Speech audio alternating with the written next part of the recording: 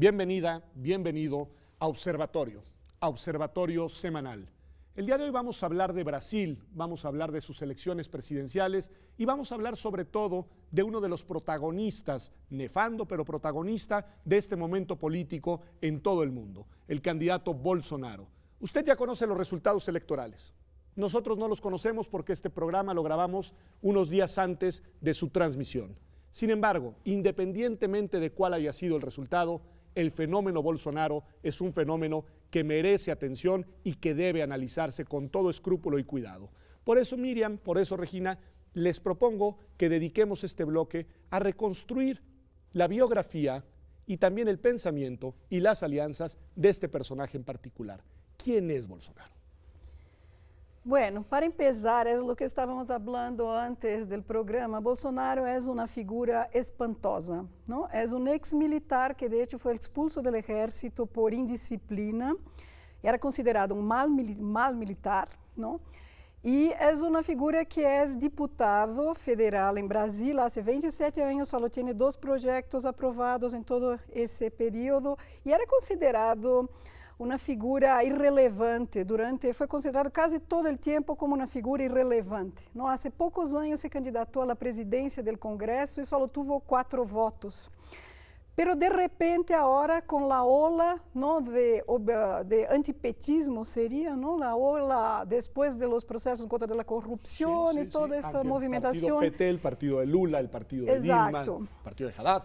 Y la derechización del país ha ganado mucha fuerza y de repente ascendió de esa manera que es muy probable, estamos hablando todavía antes de la elección, de que gane la elección de este domingo, ¿no? Y aunque no fuera así, creció muchísimo, un movimiento terrible, ¿no? Pero a ver, de Regina, fascista, se podría decir. A ver, ese es el punto, porque nos dice, ha sido un mal militar, fue diputado 27 años, una figura relativamente marginal en la vida pública brasileña y una figura que tiene un pensamiento muy particular que muchos de manera, digamos, directa lo han calificado de fascista. ¿En qué sentido, Regina, podemos decir, si es que se puede decir con seriedad, que Bolsonaro es un personaje fascista? Mira, Bolsonaro juega con esta imagen de outsider, ¿no? Y ha sido listo con eso porque dice, si tú estás en contra de todo lo que está ahí, es un discurso muy bien manejado por la propaganda, pues vote por mí. Yo también estoy en contra de la corrupción, estoy en favor de la violencia como un arma de transformación social.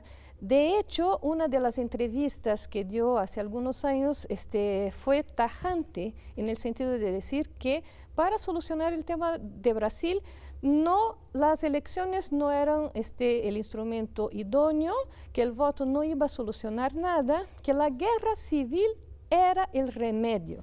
Y que, de hecho, sería necesario hacer lo que la revolución, entre comillas, ¿no?, el golpe militar de 64 no había hecho, matar por lo menos a unas 30,000 personas. Así, matar por lo menos 30,000 personas. Empezando con Fernando Henrique Cardoso. Sí, empezando con él, que se iban a morir unos inocentes. Bueno, sí, se mueren unos inocentes, ni modo, pero sí era necesario hacer un trabajo de esta magnitud. Lo dijo en la tele y eso lo estuvieron difundiendo, y si estuviéramos en un país con, pues, en un orden democrático, ¿sí?, de derecho, pues este señor estaría en la cárcel. Sí, pero en la cárcel y no podría ser candidato. Exactamente, es decir, ¿no? Cuando del impeachment de la presidenta Dilma, él, cuando votó por él, dijo que lo haría en homenaje al coronel Ustra, brillante, que era? fue el coronel que torturó a la presidenta, y no solo a ella, sino a varios militantes y a varias madres, y lo hacía delante de sus hijos. Tremendo. Lo dijo eso frente a las cámaras en cadena nacional y no le pasó nada. O sea, yo voto en honor de este militar criminal. Exactamente. Terror de Dilma Rousseff. Tremenda cosa. ¿Sí? A ver, ese punto me lleva a otra de las vertientes del pensamiento del personaje que se ha subrayado mucho, que es su misoginia, que es su extremo machismo. Detengámonos un segundo en eso, Miriam. Sí, él hizo diversas afirmaciones racistas, o sea, empieza con decir, yo tuve 5 hijos varones y la quinta vez me fue mal, prácticamente nació una niña, ¿no? Pobre hija, pero en fin. Y dijo otras cosas a una colega diputada también. Hace un par de años estaban discutiendo la cuestión de las violaciones, la violencia sexual. Y él dijo, a usted no la violo, usted ni se preocupe porque a usted no la violo porque es demasiado fea, no lo merece, ¿no? Y él lo procesó y todo. Hay muchas afirmaciones de ese tipo, ¿no? Y él afirma, o sea, él dice explícitamente, yo soy misógino, yo soy homófobo, yo soy sí racista, así dice, ¿no? Así se presenta públicamente. Sí, él no tiene ningún pudor de decir, yo sí soy, tengo estos prejuicios, ¿no? Ok, ¿quién está detrás desde el punto de vista de pues, el financiamiento y desde el punto de vista de la organización y el despliegue de una campaña presidencial en un país, además, de las dimensiones y de las diversidades como es Brasil? Mira, hay una polémica acerca de eso. Hay muchas empresas que están financiando la campaña de Jair Bolsonaro, ¿no? Y es muy curioso porque las empresas que lo están financiando, por supuesto, tienen pues intereses explícitos en favor de este candidato. ¿Por qué? Porque su programa de gobierno, si es que hay un programa, claro, porque además no es capaz de defenderlo públicamente, por eso huye a los debates públicos con el candidato opositor del Partido de los Trabajadores, porque no es capaz de defender ninguna idea de una manera pues coherente. Pero su programa es absolutamente neoliberal. Y va en camino de lo que ya está haciendo Michel Temer tan pronto como asumió la presidencia después de la caída de Dilma Rousseff, que es acabar con los derechos laborales. ¿Sí? Terminar con toda la agenda social que se fue construyendo desde los años Entonces, las vacaciones pagadas, el derecho a la jubilación, o sea, vamos a trabajar hasta que tengamos energía para hacerlo, y la gente no se da cuenta de la gravedad de la situación, ¿no? Con el discurso de la meritocracia y del emprendedorismo, parece ser que todos salimos a la calle y vamos a tener nuestra empresa y vamos a ganar mucho dinero, y con el individualismo y nuestra buena voluntad, pues la carretera del éxito se nos va a abrir. Porque es la receta que se ha confirmado como fallida y que ha generado absolutamente, ¿no? La marginación, pobreza, exclusión y desigualdad que estamos padeciendo en todo el mundo. Exactamente. Entonces, pero las empresas, por supuesto, que apuestan en eso, porque para ellas va a ser mucho más fácil no pagar nada y tener a una mano de obra casi esclavizada para tenerla ahí pagándola una miseria. Ahí entonces se entiende la racionalidad de la política. Exacto. Entonces está toda una cadena de empresas que están pues apoyando a este señor. Además, hay una serie de empresas fantasmas también que reciben dinero del exterior y que están apoyando. ¿Por qué? Porque hay un proyecto detrás de la precarización, no solamente de la mano de obra, sino también de los recursos nacionales del país. A ver, eso me interesa muchísimo porque es otro, los grupos ecologistas, las organizaciones preocupadas por el medio ambiente en el mundo y pues pensando sobre todo en Brasil y sus particularidades medioambientales, han advertido que otra de las facetas del señor Bolsonaro es precisamente la de ser un potencial depredador de los recursos naturales. Sí, esto es un problema, ¿no? Una de las cosas que él ya ha propuesto es fusionar el Ministerio de Agricultura con el Ministerio de Medio Ambiente, ¿no? Lo que es un absurdo, ¿no? A ver, ¿qué implicaría eso? Eso implicaría que se va a abrir todo lo que sería la protección del medio ambiente a los intereses del agronegocio, ¿no? Pero también significa, hay una cierta tensión interna, esto estaban apuntando algunas personas, porque si llega a liberarse de tal manera, ¿no? Que se abra la depredación de la Amazonia y también eso con consecuencias sociales también, porque están los pueblos indígenas, los pueblos campesinos, quilombolas, todos esos van a perder derechos en el área rural también. Esto va a generar también una posible reacción de los mercados externos, porque también tampoco se quiere, ¿no? O sea, tampoco estarían dispuestos a apoyar un agronegocio tan destructivo. Entonces hay una tensión ahí también, pero su apoyo es hacia lo que hay de más violento, ¿no?, del agronegócio, que incluso quiere terminar también con el movimiento de los trabajadores sin tierra, ¿no? Y los recursos los va a abrir también por el petróleo, que ya está abierto desde el gobierno Temer. Todo eso también se va, o sea, no tiene ningún interés en proteger los recursos naturales, ¿no? Una dimensión, Regina, de la que no he escuchado mucho, he leído, me he intentado, pero de esto no he escuchado, es cuál es su discurso de propuesta de política exterior, es decir, la convivencia con los vecinos. Pues simplemente es inexistente. Okay. ¿Sí?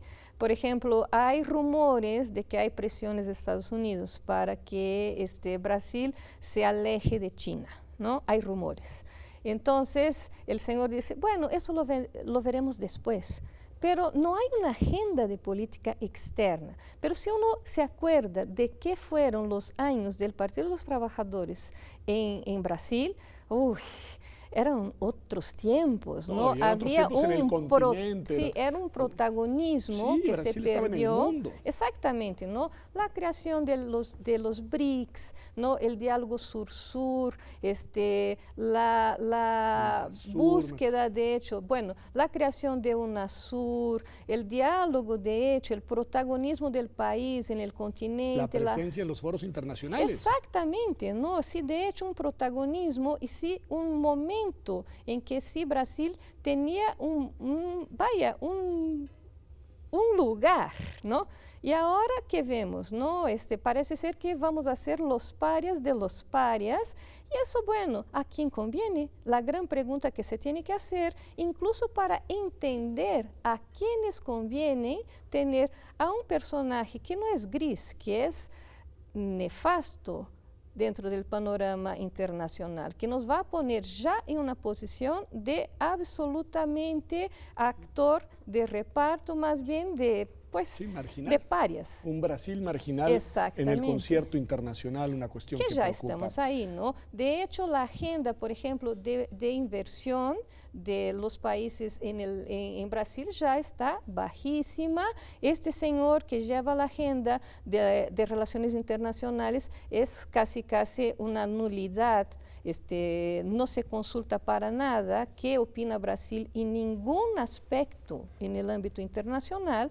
Nuestra posición ya es absolutamente ninguna y va a ser peor. Pues es impresionante la descripción que nos han hecho del personaje, es decir, fascista, un personaje que fomenta el discurso de la violencia y amenaza con usarla en contra de las personas de manera indiscriminada, un personaje misógino, profundamente machista, un personaje homófobo que además ha amenazado a las minorías sexuales o a los grupos de la diversidad sexual, un personaje para colmo con estas dos piezas de homofobia y también de esta cuestión, digamos, que complementa con racismo, en un país además en el que la diversidad racial es tan rica y tan importante y sin embargo ahí está con ese discurso, y además alguien asociado con una agenda neoliberal de Estado mínimo que permitirá que capitales privados colonicen y depaupericen los derechos sociales ganados en Brasil, que para colmo nos amenaza con acabar con uno de los pulmones del mundo, que es fundamental para el mundo, no solamente para Brasil, y que por si fuera poco conduce a Brasil a la marginalidad internacional. Ese es Bolsonaro,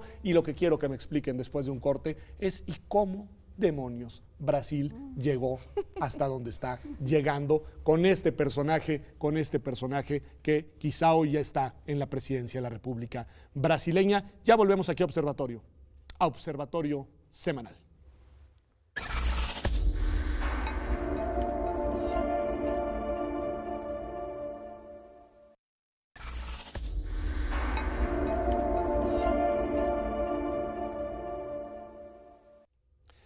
Ya estamos de vuelta aquí en Observatorio Semanal. Estamos hablando de Brasil, estamos hablando de Bolsonaro, estamos hablando sobre todo de un fenómeno político que tenemos que intentar explicar, independientemente del resultado electoral y de los derroteros que éste tenga.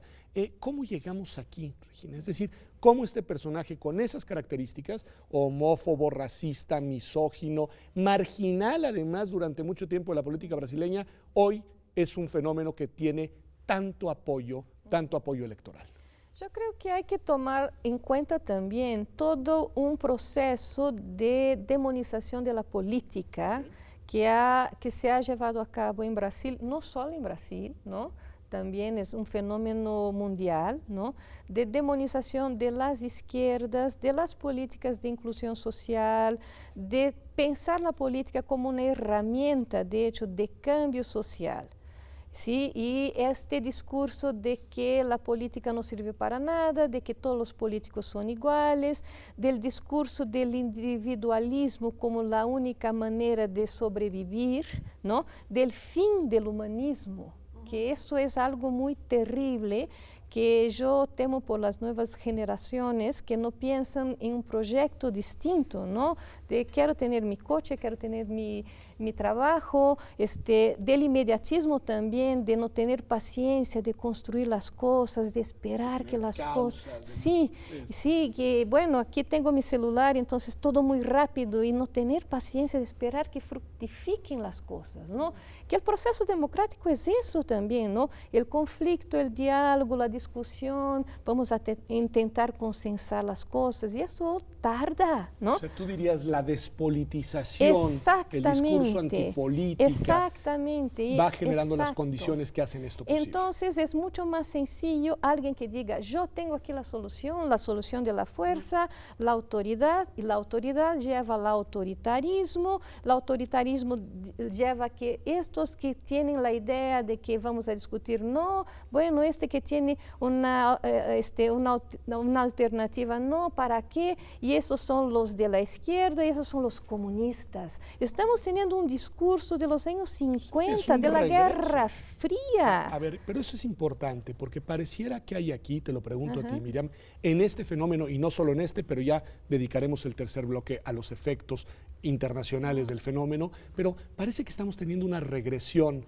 a un momento en el cual la disputa, no en el terreno de la acción política, sino en el terreno de la descalificación de la política, vuelve a ser el de los intereses particulares, privatistas, depauperizantes, frente al discurso de la inclusión social.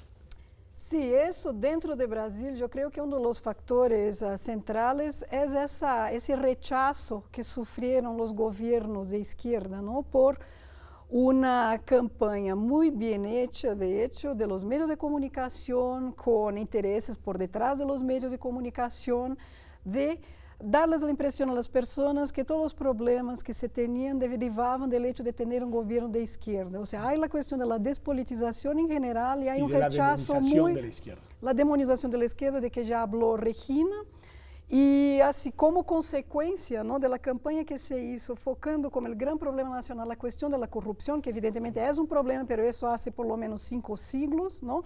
Y focando la cuestión de la corrupción como si fuera el gran problema de los partidos de los trabajadores, como si el Partido de los Trabajadores hubiera sido responsable por una ola de corrupción por arriba de lo normal, cuando en realidad lo que hizo el Partido de los Trabajadores fue el único que creó mecanismos institucionales de combatir de dentro del Estado la corrupción. O sea, obviamente no acabó con todo, pero se hizo una especie de campaña para dar la impresión de que estos eran los culpados de todo y que el gran problema era la corrupción, que la gente en la calle entiende así, ellos están agarrando mi dinero y metiendo bajo su cama, ¿no? O sea, entienden de una manera muy primitiva también qué sería la corrupción.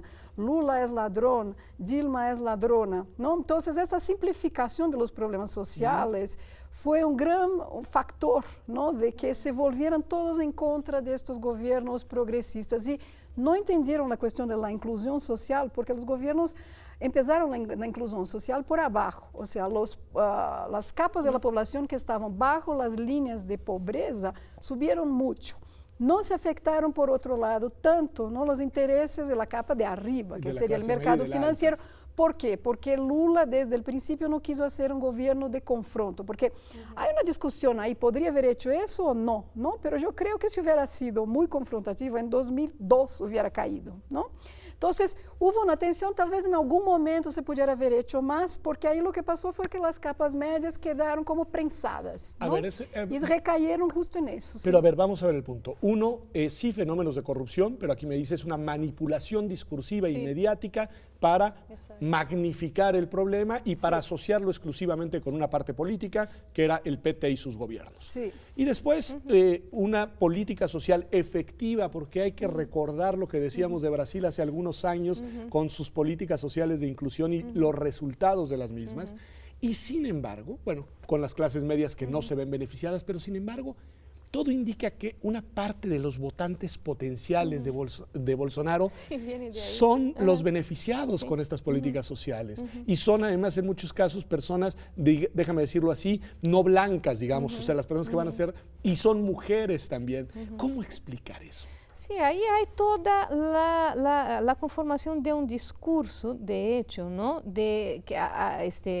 Muy vinculado a esa cuestión de la meritocracia, que no incorporó a la gente en términos de hacerla entender que su posibilidad de crecimiento fue el resultado no de meritocracia, sino de una política social planeada por un gobierno O progresista. sea, de nuevo la visión individualista de yo he mejorado porque yo he mejorado, no porque yo alguien me más. lo merezco. Además, las iglesias neopentecostales se hicieron acreedoras de eso que no fue su mérito, sino mérito de las políticas de inclusión social hechas por el gobierno progresista, ¿sí?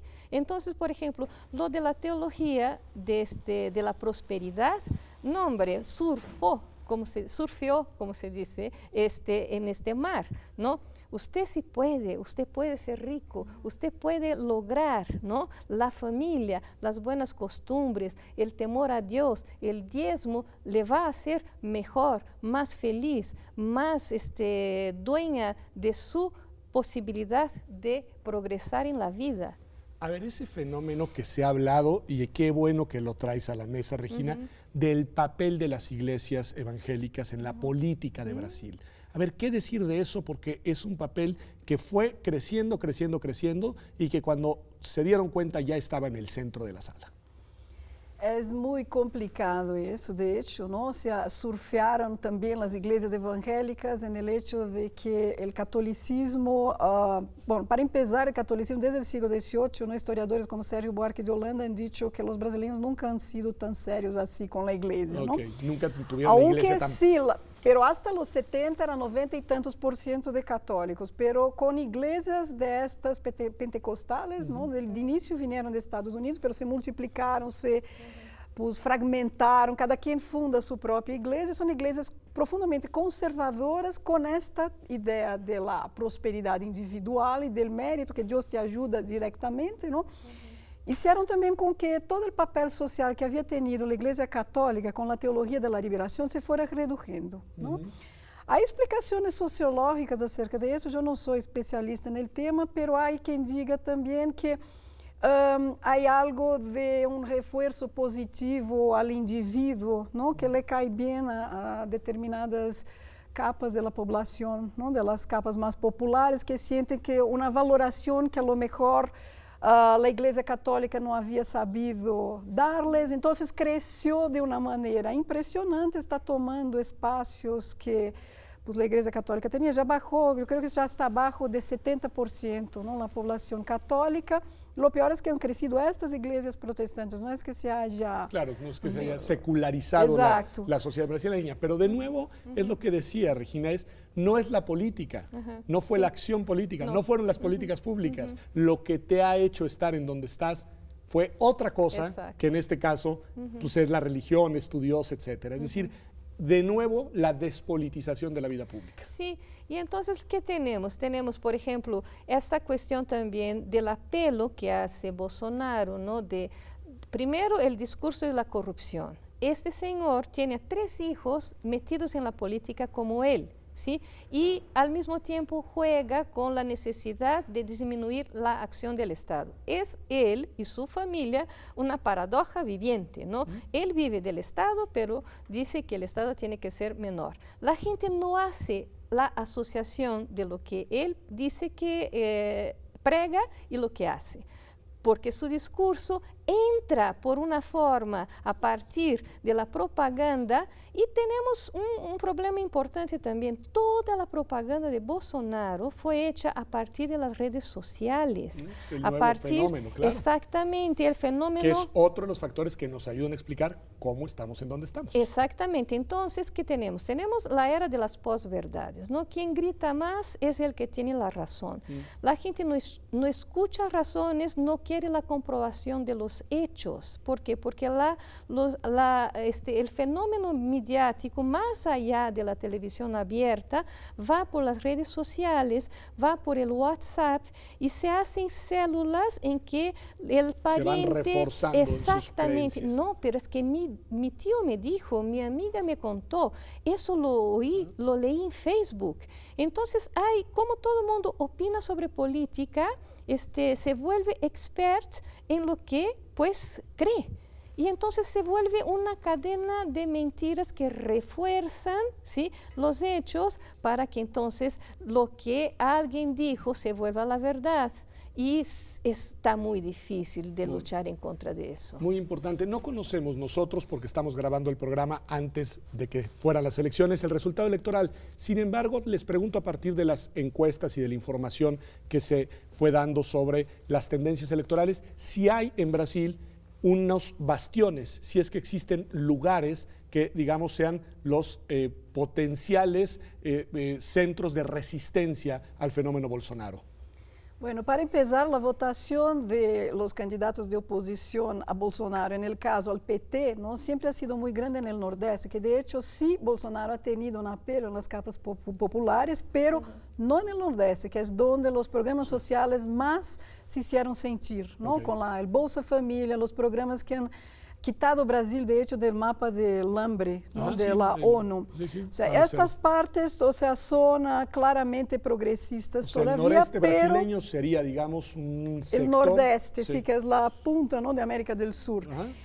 El sur y sudeste, que son las regiones más ricas, esto también es un síntoma, ¿no? Votan en Bolsonaro. O sea, aunque supuestamente sean capas con estudios universitarios y todo, ellos simplemente se olvidan del lado fascista de la cosa, porque de las pocas personas que yo llamaría fascistas, porque se llama fácilmente a veces a candidatos conservadores fascistas, pero este es un caso. ¿No? Ya lo describimos y lo es, coincido totalmente. Sí, se olvidan de eso por los intereses económicos, ¿no? Dan a entender así, no, pero eso no va a ser, ¿no? Porque ahora mismo, o sea, este domingo, Bolsonaro dijo en público que va a acabar con todos los rojos, o sea, toda la oposición de izquierda. Y dijo claramente, lo vamos a arrestar, van a prisiones o van al exterior. Aquí no se quedan. Impresionante. ¿No? Así. A ver, entonces, si entendí bien, lo que nos están diciendo, aquí hay un problema estructural en distintas dimensiones. Actores privados interesados y dispuestos a invertir en que este fenómeno avance.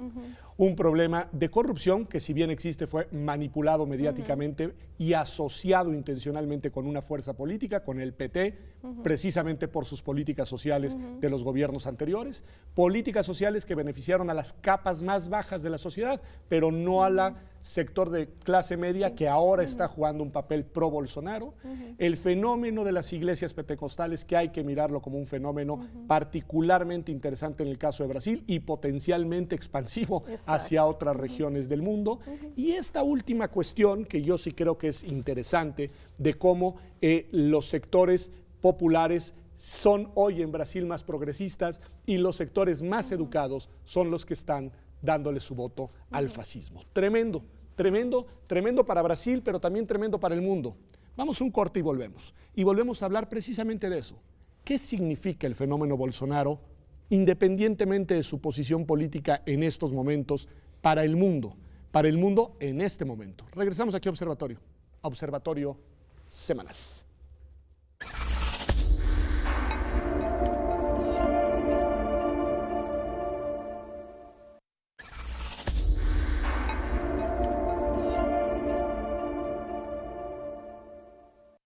Estamos de vuelta aquí en Observatorio Semanal.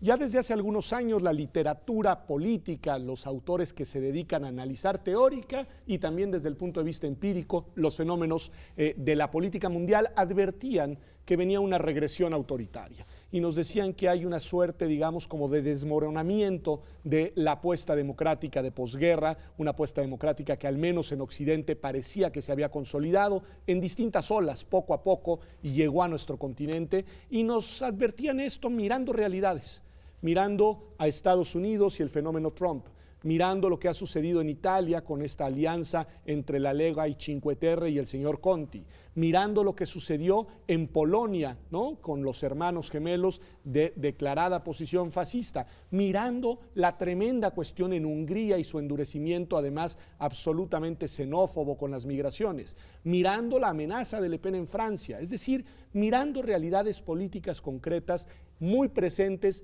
en ese occidente que era el occidente de las democracias constitucionales. Y ahora en nuestro continente, de manera muy clara, aparece un fenómeno declarada y abiertamente fascista, y viene además acompañado por millones de votos que podrían determinar el gobierno brasileño. ¿Qué nos dice esto que ha sucedido en Brasil en este contexto internacional, Regina? Yo creo que Brasil es una especie de laboratorio, ¿no?, para lo que viene en el continente, ¿no?, pero ya en grande de lo que ha sucedido en otros países anteriormente, ¿no?, esa especie de golpes blandos, ¿no? Sí, Honduras con Zelaya, sí, por supuesto, Paraguay también, ¿no?, con Lugo. Exactamente, Sí. La mano blanda de Estados Unidos no se puede negar, está pasando por ahí, ¿no? Y hay grandes intereses de por medio, ¿no? Yo me temo que hay esta política de tierra arrasada que está por venir, ¿no? Nos anticipa, por ejemplo, y me preocupa mucho que haya ahí un cuadro de sirialización o de iranización de Brasil, ¿no? Tenemos un país enorme, estratégicamente ubicado, que trató de estirar el cuello, ¿no?, para utilizar una expresión mexicana, sí, ¿no?, en el sí. ámbito internacional, ¿no? Y de repente, con mucha mano de obra para ser utilizada, con recursos naturales estratégicos, y de repente sí tenemos incluso una tierra arrasada y una guerra civil, pues no está mal, ¿no?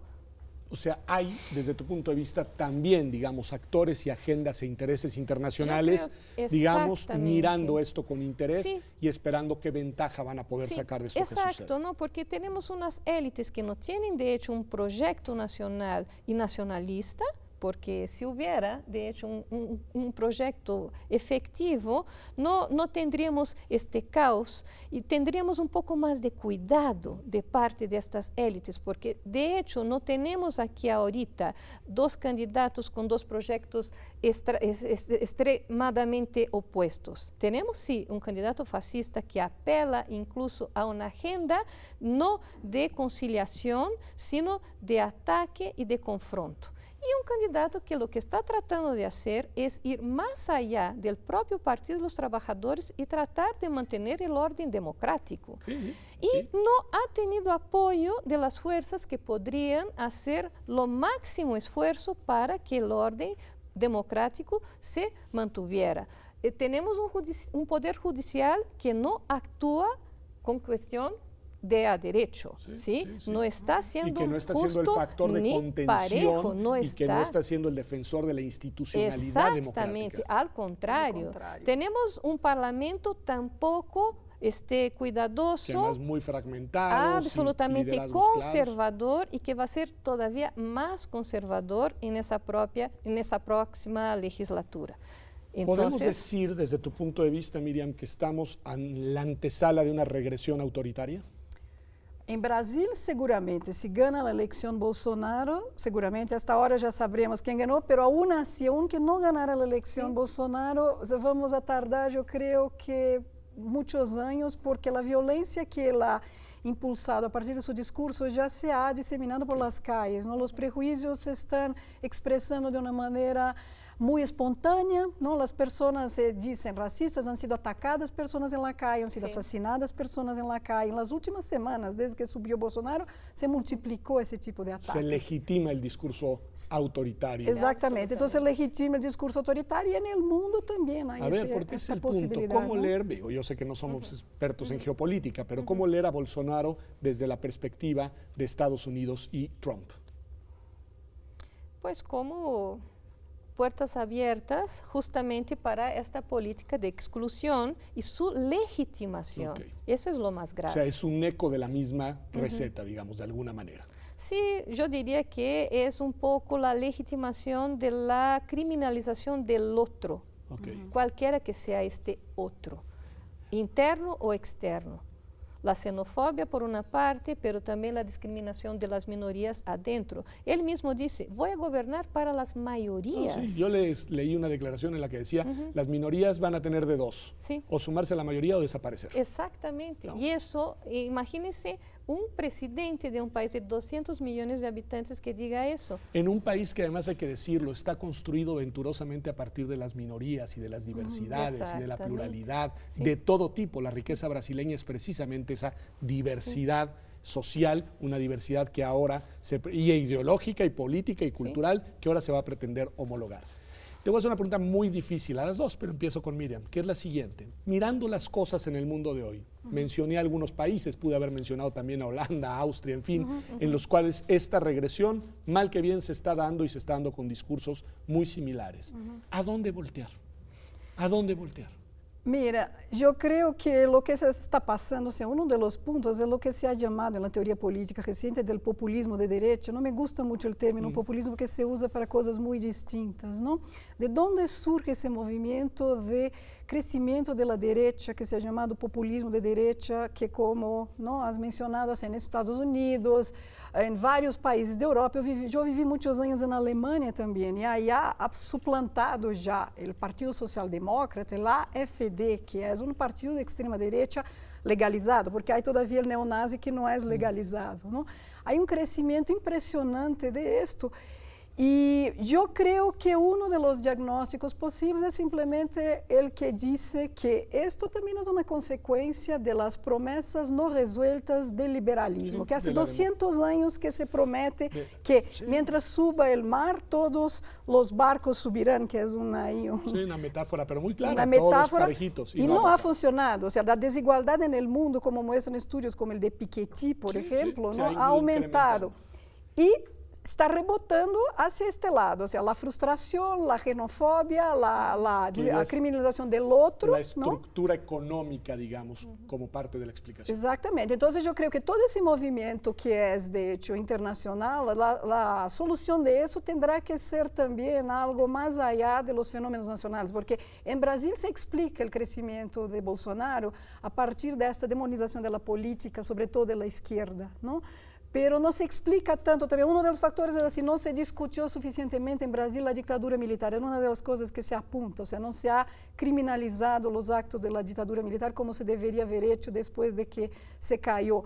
Pero en Alemania, por ejemplo, ¿no? Donde yo viví justamente, todos los niños crecen, ¿no? Todos los días oyendo del Holocausto, de la Segunda Guerra Mundial, con una postura antifascista, pero empieza a crecer ahí también. Esto es una señal de que esto solo no explica lo que está pasando. De que esto viene de vuelta de alguna manera. Hay quien dice que es el coletazo de la crisis de 2008, es decir, una década después, viene y retumba con fuerza la depauperización y la marginación de personas que creían que ya se encontraban incluidas dentro de un proyecto de desarrollo económico.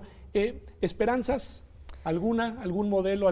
Que digas, bueno, aquí, por este lado o por este otro lado, corre un poco de oxígeno que probablemente... Yo creo que hay que estar reforzando siempre pues, el recurso a la historia siempre, no hay que olvidar, hay que estar todo el tiempo recordando, ¿no? La historia para que tratemos de no repetirla, ¿no? Y pues las pequeñas resistencias, ¿no? En nuestros ámbitos personales, lo que por ejemplo tratamos de hacer en nuestros grupos, ¿no? Por favor, piensen, no voten por el fascismo, no voten por el autoritarismo, conversemos, que es una acción de hormigas quizás, pero puede ser tiene, efectiva. Y que ¿sí? responde a la lógica distinta, deliberamos, discutemos, intercambiamos sí. puntos de vista. Exacto, porque si no también el pesimismo no nos puede matar, ¿no? Regina en algún momento decía que le preocupaban las generaciones actuales jóvenes por la inmediatez con la que quieren acceder a todo y muy asociado además con el acceso a las nuevas plataformas digitales y demás. Pero yo, será que en esto, y no soy muy optimista, pero en esto, yo encuentro, digamos, en ciertos círculos de estudiantes universitarios, no solamente obviamente estoy pensando en México, que hay una generación más abierta a muchos de los temas que Bolsonaro amenaza, digamos, a la diversidad sexual, a la cuestión de la convivencia interracial, a la disposición a entender los derechos como el eje de la articulación de la convivencia. ¿Habrá eso o me estoy queriendo yo hacer ilusiones, Miriam?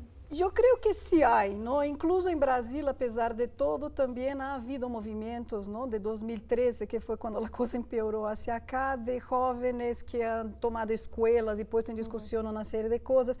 Hay una cierta postura de rechazo a las estructuras tradicionales, a las instituciones, incluso a los partidos políticos, que por un lado hace con que sea muy viva la cosa, pero por otro también limita su posibilidad de acceso a la política institucional. O sea, hay un problema ahí, pero sí hay una... Yo creo que hay una generación que por lo menos es mucho más abierta a ese tipo de discusión y yo creo que puede resurgir una especie de energía de ahí. Okay. Aunque yo creo que a nivel local solo no va a funcionar. Yo creo que se necesita un cambio económico, estructural en el mundo. ¿Quién sabe? Una revolución o no sé. Ver, pero quizás es el último punto para cerrar porque estuvo gravitando todo el tiempo en todos los bloques. Esta cuestión de sin política y sin políticas públicas estructurales, con una orientación social, difícilmente se va a salvar esta apuesta. Es curioso, ¿no? Porque yo estaba pensando ahorita lo que está pasando en México, ¿no? México parece que va en una dirección contraria de lo que está pasando en América Latina en lo general, ¿no? O sea, ojalá. Sí, pero de hecho es interesante porque cuando se dio el giro a la izquierda latinoamericana, México dio un giro a la derecha. Exactamente. Y ahora pareciera que... O sea, no sabemos qué va a pasar, pero por ejemplo, hay una energía, hay una búsqueda, hay una, no diría una esperanza, porque sería exagerado pensarlo desde esa perspectiva, porque los problemas aquí son muy graves, incluso en el sentido mismo de la ocupación de la máquina del Estado por el narcotráfico, por las milicias. La violencia es algo institucionalizado y que está ocupando los espacios de la convivencia. Lo tenemos aquí en la universidad como un tema muy grave. Pero creo que es importante tomarlo como un punto de partida para reflexionar desde nuestros espacios de la convivencia personal, pero de aquí para lo grande. ¿Pero por qué? Porque sin pensar desde el Estado, desde la política, no se puede hacer grandes cambios. Pues muchísimas gracias a las dos, porque nos han ayudado en verdad a entender en 3 bloques muy concretos quién es Bolsonaro, cómo llegamos a donde hemos llegado y cuál es una visión, digamos, más amplia de los efectos y de las causas de este fenómeno que no solo es Brasil, que es un fenómeno que es el mundo, que es nuestro mundo y debemos tener conciencia de eso. María Zambrano decía una frase que me gusta mucho: conciencia histórica es responsabilidad histórica y debemos tomar conciencia del momento que nos está tocando vivir.